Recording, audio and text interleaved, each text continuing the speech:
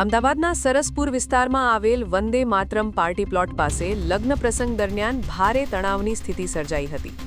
Loudspeaker પર ગીતો વગાડવા જેવી સામાન્ય બાબતે પાર્ટી પ્લોટના સંચાલકો અને સ્થાનિક રહીશો વચ્ચે ઉગ્ર બોલાચાલી થઈ હતી. આ બોલાચાલીએ જોતજોતામાં હિંસક સ્વરૂપ ધારણ કર્યું હતું, જેમાં બંને પક્ષો વચ્ચે પથ્થરમારો શરૂ થયો હતો. આ હિંસા દરમિયાન અનેક વાહનોમાં તોડફોડ કરવામાં આવી હતી અને કેટલાક વાહનોના કાચ પણ ફૂટી ગયા હોવાની માહિતી સામે આવી છે. પથ્થરમારાના પગલે સમગ્ર વિસ્તારમાં ભયનો માહોલ છવાઈ ગયો હતો. ઘટનાની ગંભીરતાને જોતા શહેર કોટડા પોલીસનો કાફલો તાત્કાલિક સ્થળ પર દોડી ગયો હતો અને પરિસ્થિતિને કાબૂમાં લઈને શાંતિ સ્થાપી હતી. હાલ આ મામલે બંને પક્ષો દ્વારા શહેર કોટડા પોલીસ મથકમાં ફરિયાદ નોંધાવવામાં આવી છે અને પોલીસે દોષિતો સામે કાયદેસરની તપાસ અને કાર્યવાહી હાથ ધરી છે.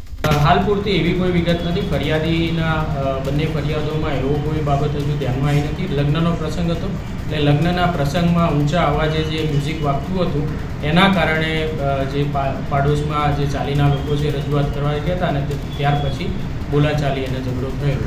સર, આ સ્થાનિકોની શું રજૂઆત હતી?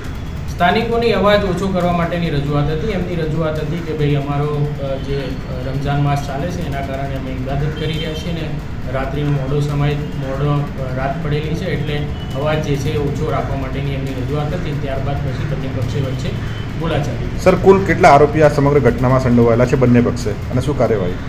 બંને પક્ષે અત્યાર સુધીમાં 15 થી 20 જણા વિરુદ્ધમાં ગુનો નોંધવામાં આવેલો છે. એક પક્ષે 15 જણાની વ્યક્તિઓ વિરુદ્ધ છે, બીજા પક્ષે 4 જણા ઈસમો વિરુદ્ધ ગુનો નોંધવામાં આવ્યો છે. હાલમાં અત્યાર સુધી પોલીસે 7 આરોપીઓને હસ્તગત કરેલા છે. સર, સગીર પણ આ ઘટનામાં સમાવેશ થયેલા છે? આ એક સગીર પણ છે, એની પણ અત્યારે હાલ પોલીસ દ્વારા એને અત્યારે હાલ આપણે કસ્ટડીમાં લીધેલું છે. સર, પાર્ટી પ્લોટના મેનેજમેન્ટનું એવું કહેવું છે કે ઘણી વાર તે અસામયિક તત્વો છે તે રાત્રિના સમયે ઘૂસી જતા હોય છે. અગાઉ પણ આ લોકો છે ત્યાં આવ્યા હતા અને આવી રીતે ધાકધમકી આપી હતી. આવી કોઈ બાબત આપણી સમક્ષ અત્યાર સુધી આવી છે ખરી?